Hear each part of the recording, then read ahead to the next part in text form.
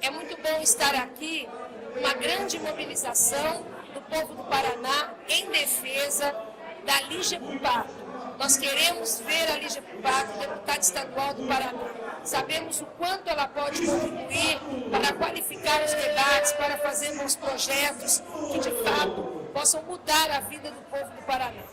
Conheço a Lígia há muito tempo, sou colega dela de universidade, conheço a militância política, conheço o mandato da Lígia como vereadora, depois como deputada estadual, em um determinado momento, como secretária de Ensino e Tecnologia, de Ciência e Tecnologia.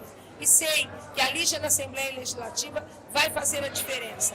Ela é uma mulher corajosa, é uma mulher determinada, é uma mulher que tem capacidade de mobilizar as comunidades, as cidades. A Lígia vai fazer presença nos municípios do Paraná. Ela vai ao encontro das pessoas, dos jovens, dos estudantes, dos professores, para de fato conhecer cada vez melhor o Paraná e as nossas necessidades. Por isso eu tenho muita honra de ser não só amiga, companheira, mas de estar ao lado da Lígia nessa construção política de um Brasil melhor. Vamos eleger Dilma presidente, vamos eleger Gleice, nossa senadora, vamos eleger Osmar Dias, nosso governador, e vamos eleger a Lígia Puppato, nossa deputada estadual.